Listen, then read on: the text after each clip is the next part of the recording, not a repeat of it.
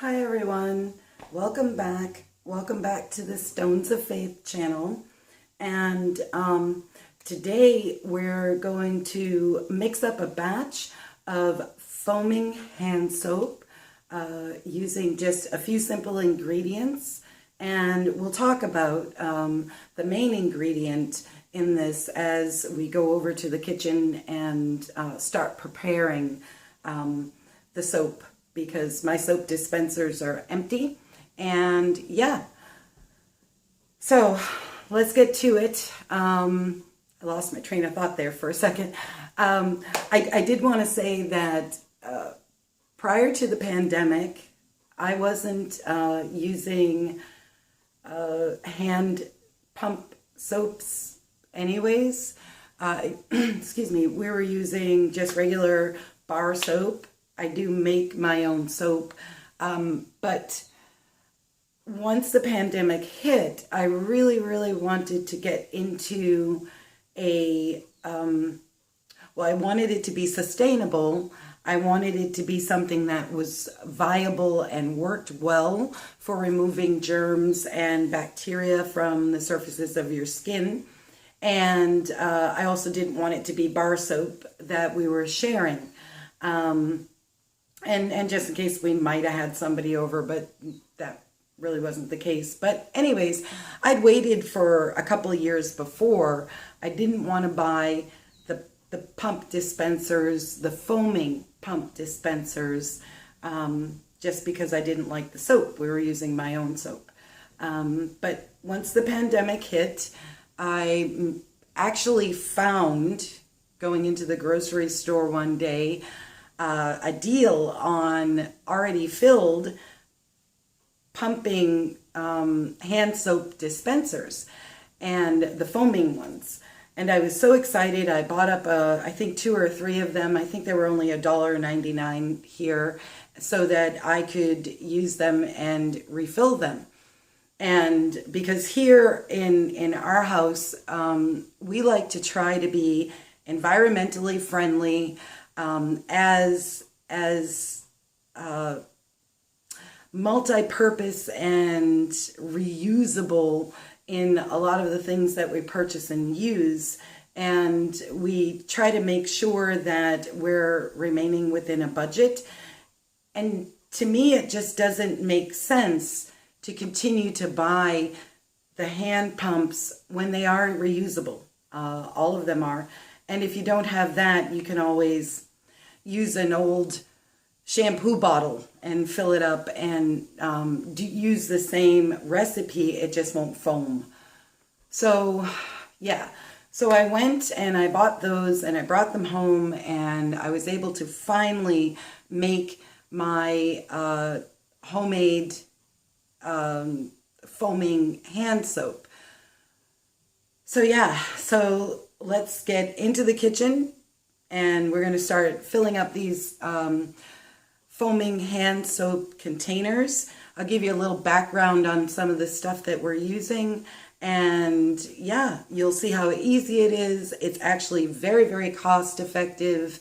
You're not throwing away the foaming hand soap containers. I know that there was, or any of the containers actually, and I know that there was a point in time where people were having a difficult time finding the large refills for those foaming containers. And I'm going to show you how you don't need that. You can use one product that actually is versatile. It has many uses, and it's very cost effective and environmentally friendly and biodegradable and all that other wonderful stuff for when you want to be more sustainable and having a lighter footstep and footprint on the environment. So yeah, let's go. So no, not so yeah, let's go. Come with me into the kitchen so we can go and do this and have some fun with some soap. Okay? So here we are, guys. We're at the kitchen counter, and this is all you need. And in fact, you can leave that out. This is all you need. And you only need one of these. So these are the foaming hand soap dispensers I was talking about. I have had these, it's April now, May, June. So yeah, I've had these, because we hadn't moved yet. So I bought these probably in March. So I have had these for a year and a couple of months, year and a month. So yeah, and when I moved, I made sure I knew where these were. These were one of the first things that came out when I was setting up the kitchen and the bathroom. So yeah, and they're just regular plastic hand soap dispensers. They work really well, and I'm going to show you how easy it is to make this. The first thing I want to talk to you about is the soap product. This is a soap recipe. This is using a Castile True soap in liquid form. Maybe in another video I'll show you how to make that out of bar form. The reason why this to me is so important is because I'm hoping you can see it. I bought this back last June, and I still have about a third of it left, and I have used it liberally all throughout the year. I use this soap not only in the soap dispensers, but I also use it in my DIY cleaning and cleaning recipes. I use it in my toilet bowl cleaner. I use it even in, you can use this, I wouldn't use the peppermint, but you can use this as a shampoo. You can use this as a body wash. You can use this to make regular DIY cleaners for your regular household surfaces. I've used it in just everything, and they're not kidding when they say 18 in 1. So this is Doc Bronner's 18 in 1 Pure Castile soap. Years ago, I was introduced to this, and at the time I said, you know, it's too expensive. I just was not even interested. And now I wished I had. Now I wished I'd have paid attention and maybe not thought I knew so much, because this to me is a game changer when it comes to needing any type of cleaning done on your body and in your home. It is just fabulous. It's fabulous. Oh, and it's also used different ratios, but it's also used as an insect repellent, an environmentally friendly insect repellent on your gardens, on your plants, and it works pretty good. It's the same idea of using dish soap, but you can use this instead. But again, another video. We're going to stay with the cleaning, the foaming hand soap. All right, so we have also the Pure Castile soap, 18 in 1, Doc Bronner's, and this is the tea tree. So I use the tea tree and the peppermint. Tea tree I've used a little bit more because I really, really like the smell. That's the other thing. These things smell wonderful, but they don't have that lingering, clingy smell. And when you're done, you just, your hands are just clean, not dry. They're very clean and they feel good, and you feel just like as if you'd washed your hands with a good soap. Speaking of that, Doc Bronner's is a liquid Castile soap, and I'm going to just give you a little bit of background as I looked it up. Castile soap in general is a vegetable oil-based, natural, non-toxic, and biodegradable soap. So that's basically it. It is made of saponified oils that have hydrating properties like olive oil, hemp, and coconut oil. I can't tell you where I kind of got all this information from because I kind of reaped it from a whole bunch of different places. So it's known to be a gentle skin cleanser, but it's also equally a powerful cleanser that can remove germs and bacteria. The soaps themselves don't kill germs and bacteria. They just remove them, and that's what you want. You want to have your hands. That's why they say when you're washing your hands, you're going to sing the song and you're going to rubby and really get in there, because what you're doing is you're removing the dirt and the oils a little bit and the bacteria off of your hands, and they go down the drain, and the light bubbles and foaming that you get helps to remove them off of your skin. They're not killing them, and they're removing them. That's why it's so important to wash your hands all the time now, because you want to keep removing anything that might be on your hands, contaminating them. So, and they do that with any surface that you're using the Castile soap on. Detergents and other surfactants and antibacterial agents, like you would find here, this is not a pure soap. This is actually a chemical goop of chemicals, and surfactants are one of them. And I believe surfactants are, what do you call it, foaming agents. So surfactants and antibacterial agents, they kill the germs, but they don't necessarily remove them. So with Dawn, you would get removal of that stuff, but Dawn is comprised of an awful lot of chemicals. Antibacterial gels and hand sanitizers, they kill the germs and the bacteria on your hands, but they do not remove them, which is why they say when you come home, the first thing you do after you've been out is wash your hands thoroughly, because you want to remove those contaminants off of your hands, the bacteria, the viruses, and the germs. So back to Castile soap. Castile soap originated in the Mediterranean area around the 11th century in Aleppo. That's the information I've always known. There's actually other information out there that says differently.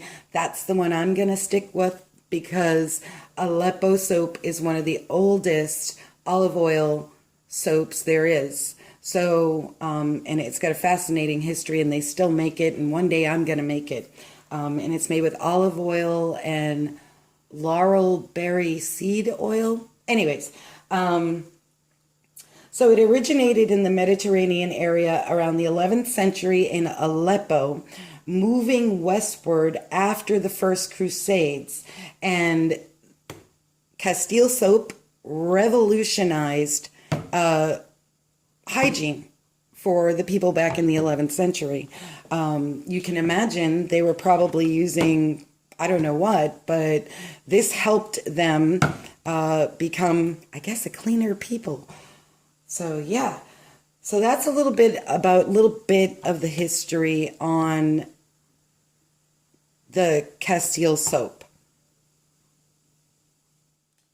All right, let's get into a little bit of cost discussion. This bottle, which I bought last, what did I say, March? So it's been a year, just give it a year, 12 months. And I have used this not just for my foaming hand soap. I have used it as a toilet cleaner. I have used it as a regular cleaner. I have used it as an all-purpose on my kitchen counters cleaner. I have used it to wash my floors. I have used it to wipe down counters and sinks. I have used it to clean things out in the car. I have used it. I've used it on my body. I've used it in my hair. I've used it everywhere. And this is how much is left of a 400, no, I'm sorry, that's a 946 ml bottle, which is equivalent to 31.98 US fluid ounces. So it's this size. It's the bigger size than this one, obviously. It's a pretty good size. And I still have a third of it left. I probably won't be ordering this again until probably September. So that'll give me a good year and a half, about March, April, May, June, July, August. Yeah, it'll give me 18 months. So in 18 months, being able to use this in all of the applications that I just talked to you about, and then some, because I've tried recipes and used more than probably what I should have, because you'll see this is very thin in consistency, but it is super concentrated. And that's one of the good benefits of its cost effectiveness. So anyways, I spent about 22 Canadian dollars on this container a year ago. It hasn't changed. I just looked it up again. It's about $22.50 for one of these. Keep in mind, it is Canadian dollars that I'm talking about, but I didn't look at the US site, so it could be a little bit different, more or less, I don't know, down in the States. But that's how much I paid for it. And if you remember, I paid $1.99 for this. I have kept the container, and if you do the math, I fill those up maybe once every 10 days or so, maybe once a week sometimes. Depends on how much we're washing our hands. But give it once a week. Let's say that. Once a week, once a week at $2. So $2 times 52. I actually need my calculator. Math is not my strong suit.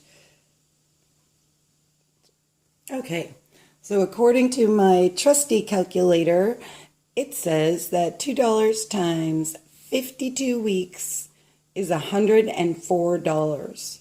Plus, you're throwing this out every week. That's if that's the way you do it. Even so, that's only for hand sanitizer, hand soap, sorry. Remember, I get lots more uses and lots more savings of not purchasing other products by using this. Okay, so math lesson done.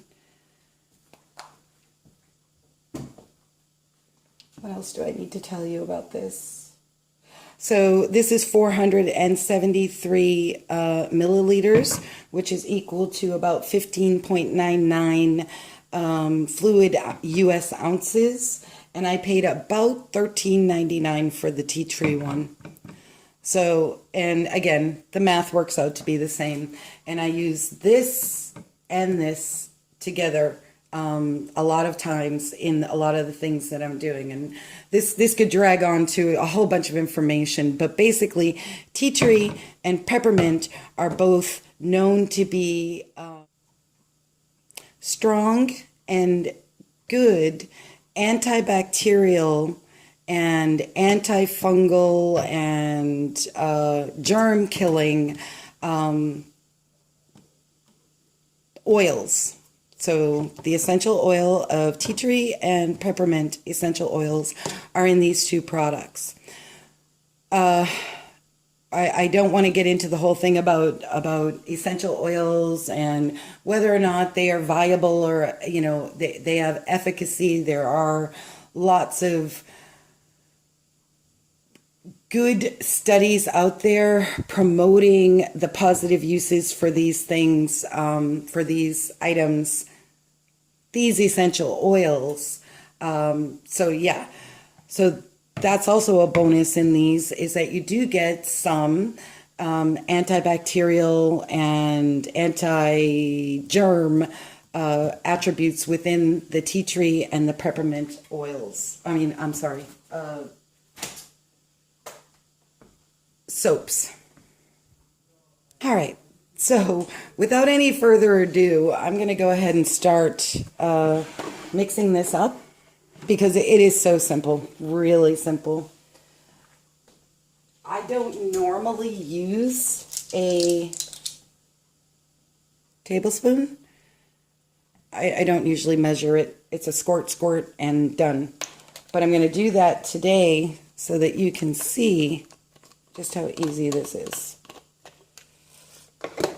So the first one I'm going to do is the one that I always do, and that's just pour in regular tap water.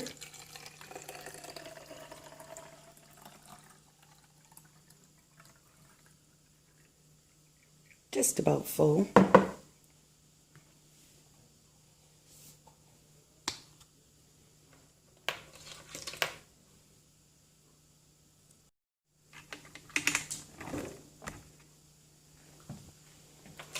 And then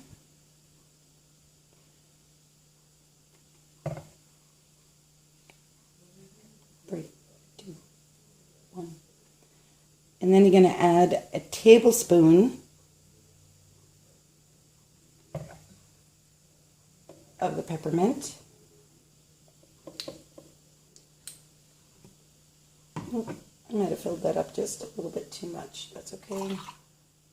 I'm going to use that water anyways. And a tablespoon of the tea tree oil. Tea tree, sorry.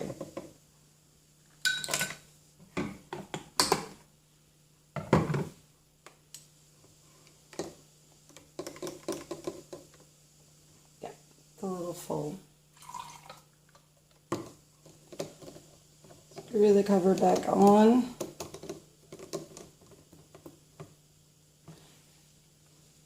Blend it just a little bit. Sorry if I'm out of, oh, I hope I'm not. But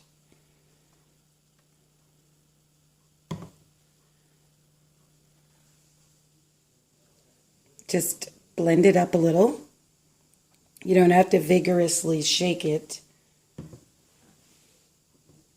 And then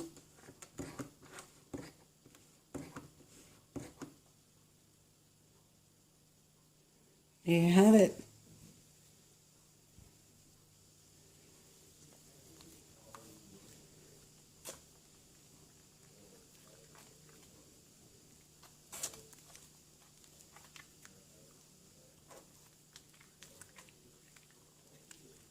It smells wonderful. It rinses off nicely.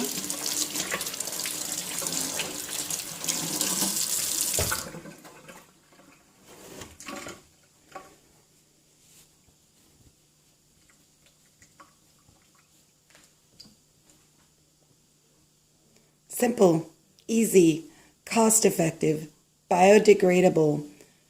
We have a septic system. I'm very careful about what I put down the drains and the toilets and even my laundry. Very, very careful because I don't want to disrupt the little environmental microbiome that goes on inside there. So, yeah. Doc Bronner's simple, easy, foaming hand soap recipe. You can use more if you want your foam to be thicker. You can actually bring this into the shower and use it as your body wash. You can add oils to it and make it, very luxurious. But this is good enough for hand soap.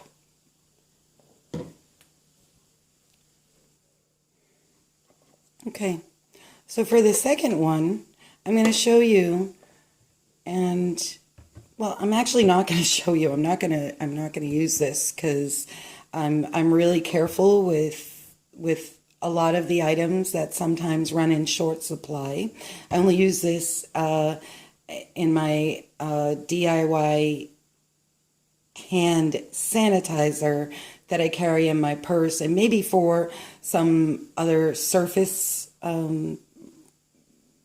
all-purpose clean or antibacterial cleaners that I do. But I will not use this right now. But basically, you could do the same thing. You're taking 70% alcohol, you fill it all the way up, and then you add in your soaps, and you will then have your effective antibacterial hand soap.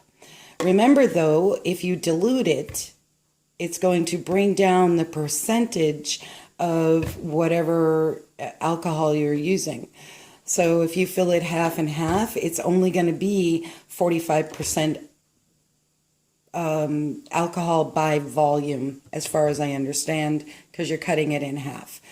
But you could do the same thing. Use this with a little bit of, with the 2 tablespoons of the tea tree and the peppermint, and you can have a very, very effective, relatively cheap hand disinfecting cleanser.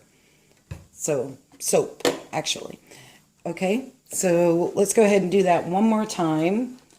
This time here, I am not going to use, I want you to see just really how I normally make it when it's just me and not the camera.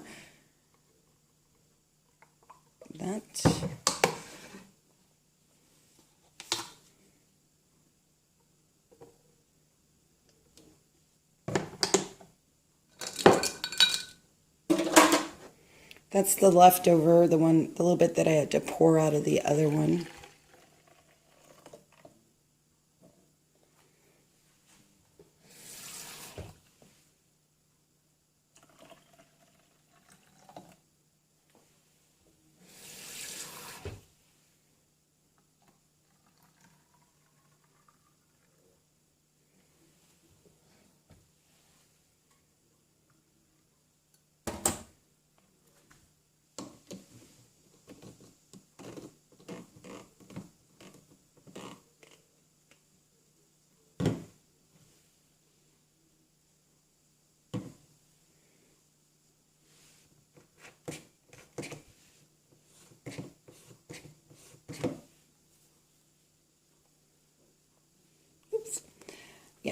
And I'm using 3 or 4 pumps to show you, you know, the lathering capability and so forth. But normally 1 pump will do. This one here might have had just a little bit more than the other one. But that's it. That's your DIY foaming hand cleanser.